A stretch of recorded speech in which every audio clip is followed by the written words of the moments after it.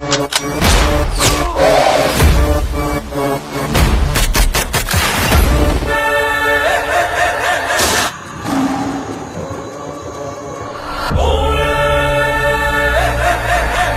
guys, welcome to my YouTube channel.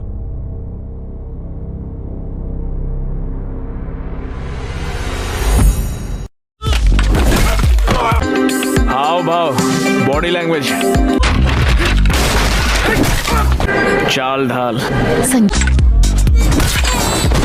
दिल की भी अच्छी है। रोजी, तेरी कान से खून बह रहा है फिर से। एक गोली सिर्फ एक को मारेगी, लेकिन एक अक्षर लाखों तक पलट सकता है। प्यार की भाषा आती है? नहीं। ये धर्म का नंगा नाच यहाँ नहीं चलेगा।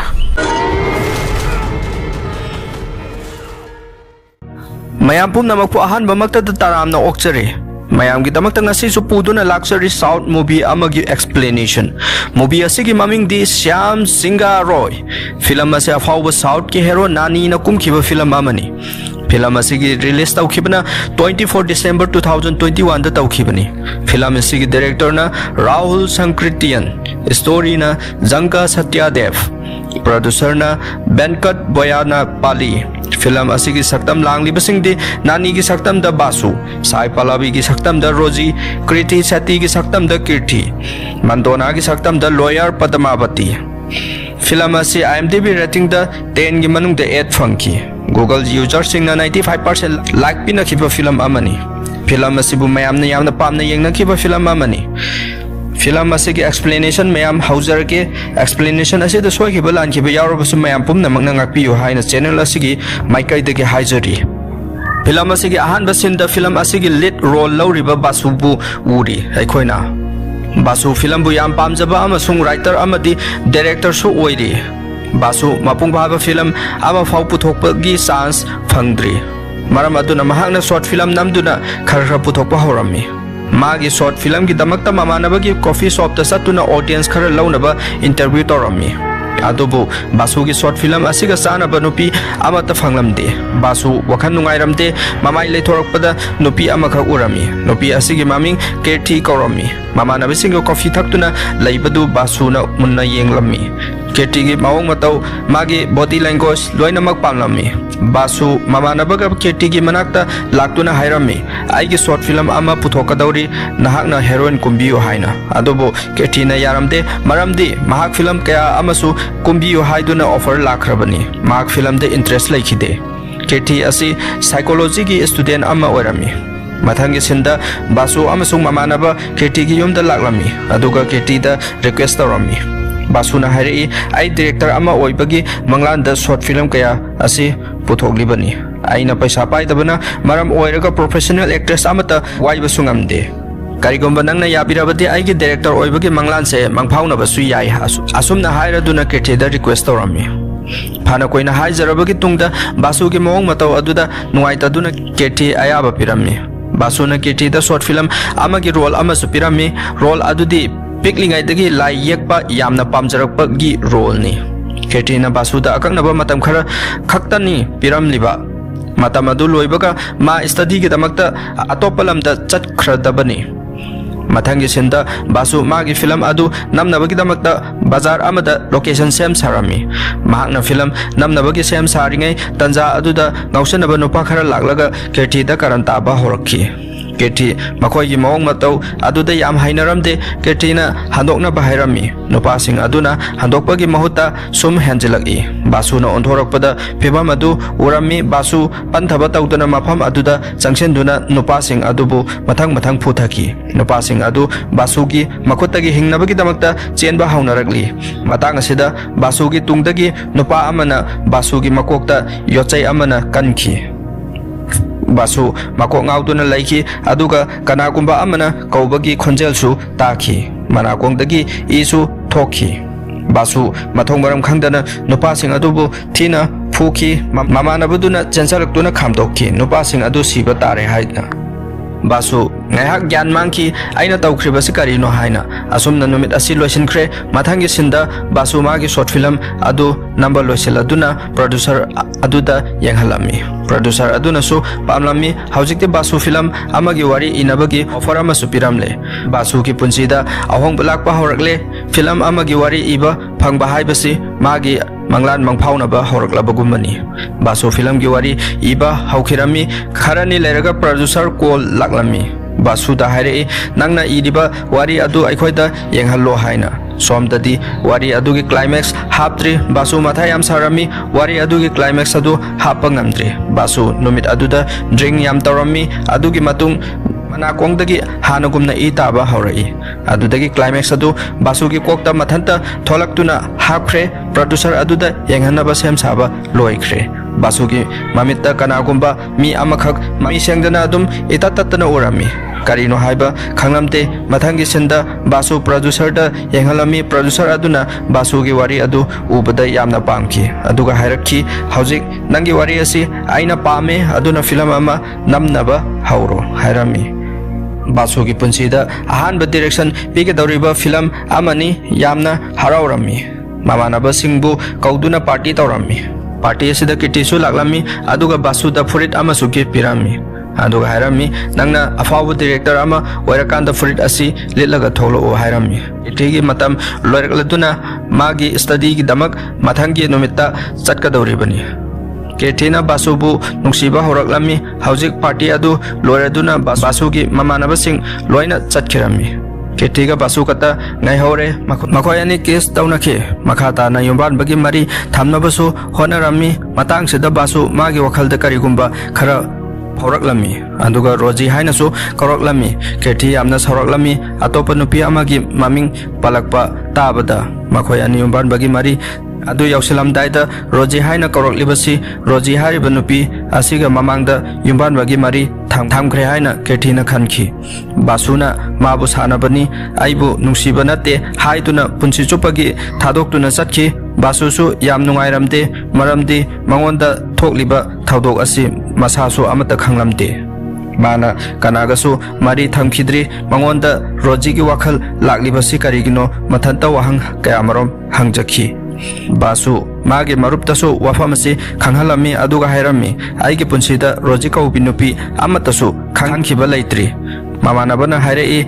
phare punamak ado thamkhro haujik film da mai onsello hairami basu su film adu loisanabagi damakta punamak kauthokuna honaki aduga film adu namba loisankhi mathangi senda basu magi film adu release taubagi hall amagi mamangda lerami film adu yengnaba loiraduna mayam hall adudagi thoraklami mayamna film asi yamna pamnaki film asi blockbuster movie amasu oiki basu yam haraurami mafam khudingmakta basu gi maming ngakta ngaiki mathangi senda basu gi film asi bollywood ke director singnasu pamba maram oraga press conference ama pangthoktuna basu bu korami basu furit angangba amalituna laki furit adu ketina gift tawrakiba furit aduni press conference adu tawringen marakta police laktuna basu bu phaki haisar company na magi famous book amagi wari film asida happy haibagi complaint tawrokpagi phabani basu social media da news singda magi maming badnam sakhi copyright case su panki kethi dasu mapana phone tawduna basu gi maramda hairak ketina basu gi news adu yengbada mana pikhiba furit adu lilaga yawo thengakhi ketina khangle basuna mabu hojik pawba nungsiri haiba ketina hallaga lakle basu kannabagi damakta mathangi sinda keti basu gi mamanabda mamagi cousin lawyer padamabati gi maramda hairami basu gi damakta case thengnanaba lawyer amata nekpa yaramte upai leitrabada keti amati basu gi friend padamabati gi manakta laklami aduga case asibu thengnabiu haijarami lawyer padamabati na makhoi gi request adubu yarami hauji case asigi matangda padamabati basuga unaduna wari sanarami case asigi matangda basuna haire aina film asigi wari asi ibada makhoi gi wari adu copy amata taude content su amata copy taude copy taubudi lairadana makhoi gi book adusu udri masidi ai isa gi wari ni aina isana ijabani lawyer aduna amuk hairaklami nangna iriba wariga makhoi gi book aduga manaba yam yauri adugi saruk kota lale haijau nangi saza piknaba hairami basu yaramte aina makhoi gi book adu huran khibasu leite aina aranba thabak tawkhibasu leite ai isana isabu thaje Mathanggi sinda court case adubu thengnanabagidamata laklami Patamapati ga thengnagadawriba lawyer adugi mamingna Krishnamurti kaurami mahak yamna maming chatlaba case khudingmak mai pakhanba ngamba lawyer amani Krishnamurti na justa hairami Basu hariba nupa asina HR company gi famous book oiriba Syam Singha Roy na iriba famous oiraba book adugi wari dagi copy tauduna film asi puthokpani maram aduna copyright case ki saza adu pibiyo hairami Basuna ai kanadagi shu copy tawkheba leite ai isagi wari ni isana ijabani hairami nakoina sajadragasu life detection test tawraga yengbiyo hairami Basugi wafam adu justna ayaba pirami aduga live detection test su tarami live detection test ki report su basu aranba minate haibo ulami lawyer Krishnamurti na amuk yalaklami court haibasidi evidence pikadabani live detection test haibasidi me amani soikhiba yawbasu yai masina achumba evidence ni haibadi yaroi harami just nasu basuda numit humni ki matam piki evidence puraknaba mathangi sinda basu amadi keti coffee thaktuna leirami padamasu laktuna book adugi matangda hairami book adu Syam Singha Roy na ikhiba book ni mak asi mapana Bengali ni mamana Telugu ni Syam Singha Roy love marriage tawkhi adugi matung makhoi West Bengal da lakhi Syam Singha Roy masin manau ahum ni mana atombani aduga Syam Singha Roy writer amasung social activities ta afhawa amasu oirami 1977 gi matung Syam Singha Roy gi maramda kanamatana khangkhidre ma kadaida chatkrabano haiba adugi matung 1985 ta magi mayambabu car accident ta laikhidraba adugi macha nupa aduna haisar company bu senaduna lakhibani makhoina nangondani case file tawraklibasi basu ariba picture ama yenglami adugi matung book adubu paba hauki book adu paringai magi behavior change tawrakhi aduga manakongdagi isu tarakhi Keti madu ubada pakatpa forami maramdi mamangdasu asumna tauba kayarak thengnakhibana keti magi ozagi manakta satuna basugi maramda hairami oza adugi maming lila khorami mahak psychology gi professor amasu oirami lilana keti da hairaki magi mind leiriba aronba sing adu khangba ngamnabagi damakta clinical hypnosis taunaba hairami mathangi numita kretina basubu lilagi manakta puduna laklami clinical hypnosis taunabagi damakta nakana amadana haisargi publication gi office ta hal ama chair da phamduna urami chila aduna hanglami case adu Syam Singha Roy gi wari adu gira haina hauzik basu lilagi manakta clinical test tauba haurami ahan badadi basu lilana hangba wahangi paukhum normal da pirami ngahak lerga basugi mawong matau change tawba horak manakongdagi isu taraklami basuna hari aigi ming Syam Singha Roy kawi lila amuk hanglami Rosie haisina kanano Syam Singha Roy na khumlai aigi nupini adudagi film asi 1968 ki Syam Singha Roy gi sin adu ulai Syam Singha Roy punna machin manau ahum lerami matam chupada magi writing skill na mafam adugi ahongba saukhatpa puraknaba honarami Syam Singha Roy na maki mayam babu yamna izzat tauduna manau amagi utpham thokpa respect ulami adu mayamba adunadi mangonda yengselami mathangi sinda khongang aduda inakhunba pandit kharana lairaba dalit kangbu singbu guhadagi ising sokpa yahalamde makhoina ising asi soklabati mangani haiduna lairaba dalit sing adusu upai leramde nungsibiduna ising kitang pithak piraklabati haiduna ngaiduna lerami wafam ase Syam Singha Roy na tare mafam aduda mahak yauragle mahakna lairaba dalit amada hairami guha asida ising soknaba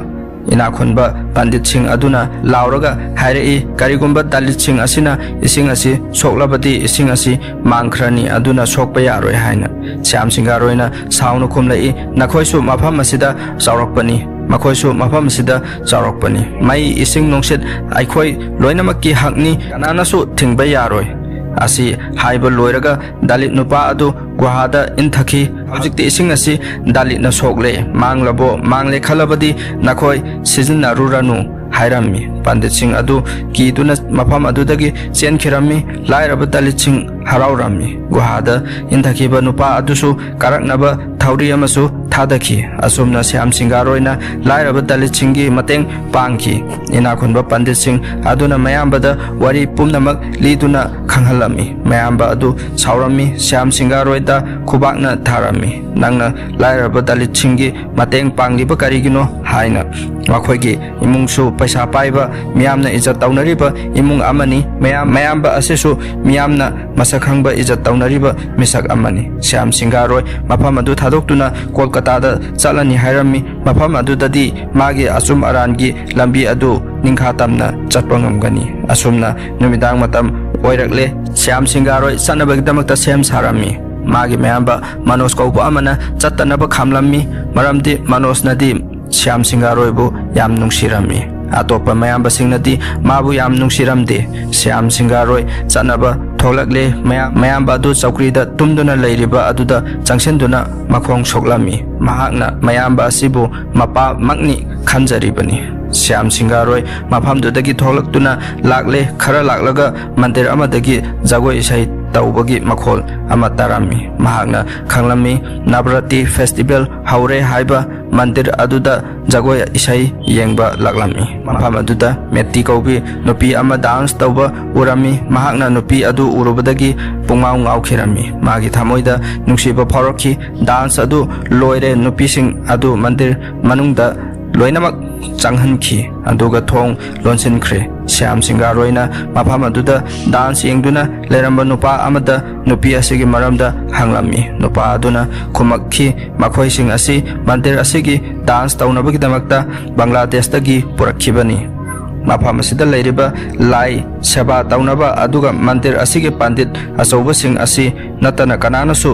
नुपी Singh असिबु लौबा सोकपा यारमदे पुमनमक मखोइगिनी असुमना नुपा अस्तुना हाइरामी हौजिक मंदिरदगी मी पुमनमक हन्नख्रे नुपी सिंह अदुबु लोइनमक परेंग लेफलमी अदुगा मंदिर अदुगी ख्वाइदगी चावबा पुजारी अदुना पिखंदुना पुखी नुपी अदु पुजारी अदुगा तुमिना नबगिदमक्तनी मथंगी नुमित्ता श्याम सिंगारोइ मंदिर अदुदा अमुक लाक्लमी अदुगा नुपी अदुबु येंगजखी मखोइगी dance लोरकपदा मिट्टीगी खोंगजीगी मरु अदु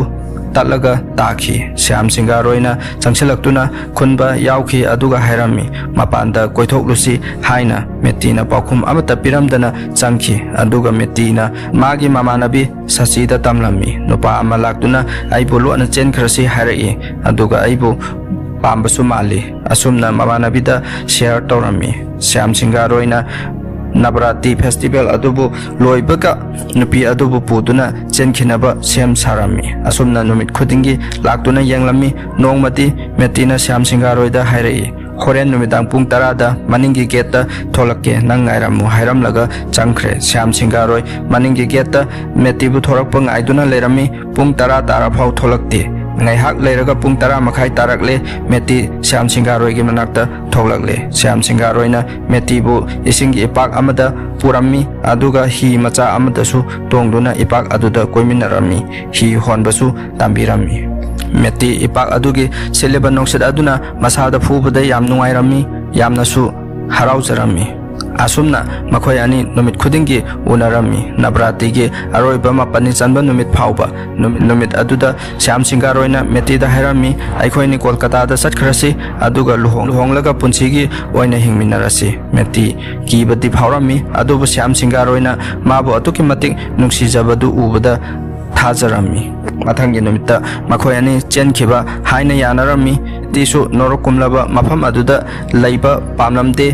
श्याम सिंगारोइगी मनाक्ता लैबदा याम नुंगाइजरमी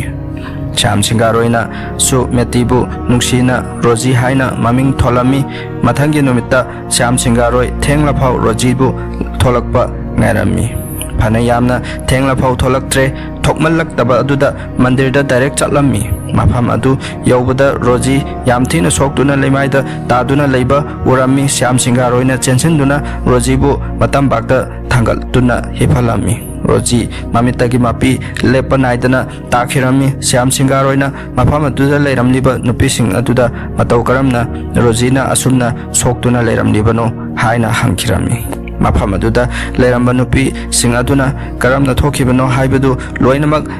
lirami ꯊꯣꯛꯈꯤꯕ ꯊꯧꯗꯣꯛ ꯑꯗꯨꯗꯤ ꯔꯣꯖꯤꯅ ꯁ꯭ꯌꯥꯝ ꯁꯤꯡꯒꯥꯔꯣꯏꯒ ꯆꯦꯟꯈꯤꯅꯕ ꯄꯣꯠ ꯆꯩ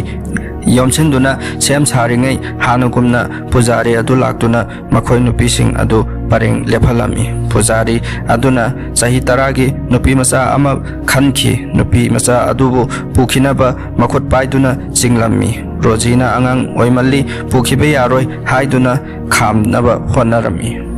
ꯄꯨꯖꯥꯔꯤ ꯑꯗꯨꯅ ꯁꯥꯎꯔꯗꯨꯅ ꯔꯣꯖꯤꯕꯨ ꯊꯧꯔꯤꯒꯤ ꯆꯩ ꯑꯗꯨꯅ ꯌꯥꯝꯅ ꯇꯝꯊꯤꯅ ꯐꯨꯔꯝꯃꯤ ꯑꯗꯨꯒ ꯄꯨꯖꯥꯔꯤ ꯑꯗꯨꯅ ꯔꯣꯖꯤꯗ ꯋꯥꯟꯁꯨ ꯇꯧꯁꯤꯜꯂꯝꯃꯤ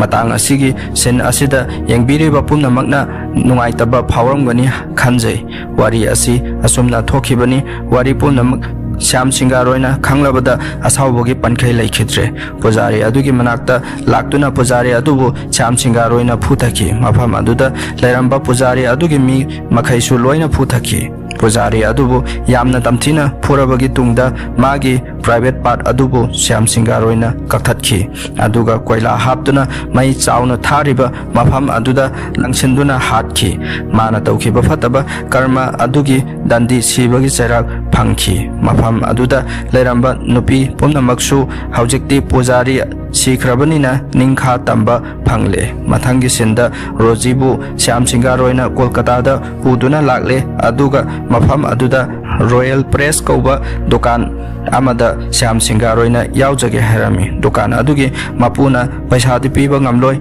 yauge harabdi yau aduga lainaba ka chana thaknaba aina pigani harai wafam adu Syam Singaroina yarami makhoi ani mafam aduda leire makhoi ki chana thaknaba madu kaubi angang amana nutigi thilai madu hairiba nupi masa asi dukan mapu adugi masu nupi ni khara leraga Syam Singaroi rojiga luhonglami adugi matung tha khara leraga doctor amada chalami doctor aduna haire roji mama oiba ngamlaroi roji mathoi nungairamte adugo Syam Singaroina nungaina thambibana roji nungaina leirami nongma Syam Singaroina script ama dukan mapu aduda hapina ba haijarami dukan mapu aduna maki script adubu phongbirami Syam Singaroi mayamna pamnaba writer ama oirakhi magi wari lirik kaya marom amasu phonglamkhi mahak writer amasung activity da afawba haibadu oire mafam aduda leiriba myam pumnamakna harawba phongdokpaga loinana ikai khumnaba utkhi matam khara haukrabagi tungda Syam Singaroi paisa yamna paiba haurakhi mahakna rojida hairami aikhoi press asigi mamangda leiriba mafam asida yum ama sarasi rojina khumai aina pamjabadi adu natti kanagumba sen thoksadraba leitalaira masagi skill di leijaba adu singi yum saduna makhoibu mangal ama piba pami Syam Singaroi mathanta sikpa ahingda munna khalami aduga wari amasu irami rojigi wafam aduda yumpham oiraga mathangi numita rojina pamjaba adumak pangthoklami yom ama saduna miyoi sing adubu leinaba piram mafam adugi chana thaknabagi daitasu Syam Singaroina purami rojina Syam Singaroigi matam bakta hiptuna hairami aina aroi boina nafamdagi karigumba kharani jari aina siramdai matam yorokpada nangi natam ba asida momon noktuna siba pami rojigi wahi adu tabada Syam Singaroina nungsina chena konsinbirami mathangi sinda magi mayamba manos laklami aduga hairami mayamba han adu yam kanna masan ngamdre mayamba na mabu uningi hari haina tamlami Syam Singaroina mayum thadoklamba chahi 8 sure mayamba ki pau adu tabada Syam Singaroi chanaba sem sare rojina chatanaba thingami maramti Syam Singaroina pujari ama hatkibaduna maram oiraga mangonda khudongthiba thokadra haina Syam Singaroina hairak-lami iyamba adu ipasaklibani mahakna masangamdaduna lei hairaga aina karamna chatloi haina khumai rojina promise tau nang amuk hanna halakani haina Syam Singaroina rojida wasaklamlaga chatkre makhoina hi macha ama tongduna ipa ama langadoribani hi aduda angang nupi macha ama su tonglami angang nupi macha aduna chok ama paiduna karigumba khara yaklam Syam Singaroina madubu yenglami aduga manosta mana iba like ama su pirami manosu larik adu paduna chalami haujik makhoi yum adu yaurakle chana thaknaba puthoraknaba hairami manosna chana thaknaba lauthokpa changkhre mayamba hal adu Syam Singaroi gi manakta changsilami aduga hairami nangdi aikoina pamjaba nupi amaga luhongo haina Syam Singaroina khumlai aidi Rozi ga hana luhongkhre mayamba aduna ikhang khangaudana surina mabukta thilami Syam Singaroi pungak ngaklami aduga chaina adubu wana khangjarami mayamba makna adumna tawrakani haiba thajadabani asumna chaina adu wana khangduna leiringai talak asida mayamba ani subana matunglomdagi amuk surina thilami aduga mayamba ahanna hairami aina nangbu thangna thilibasi karigino khangbra mafam sida aibu izat taunaduna matam sanga lakpani adubu nangna pujari adubu hatoklaga oktabi nupi adubu nangi nupi oina lausallaga aigi izat manghan bagini haujikti nang hat khrabadi aigi izat asi amuk leirani hairami manosu manungdagi chenthorktuna Syam Singaroibu kannabu honarami adubu mayamba aduna phajenduna kalhan khidre aroiba oina Syam Singaroina Manosta hairami aina mafam asida lakribasi wasak amaga loina lakhibani ai halakani haina Rozida wasak lamlibani asi haiba loibaga Syam Singaroi mafam aduda sikhirami filam asi presenta amuk pudona lagle basu magi mamangi mapok loina mak ningsinglammi Rozigi khongol lina bagdamak Kolkata da lagle mafam aduda Royal Press aduda sangbada madu kaupi nupi ama leirami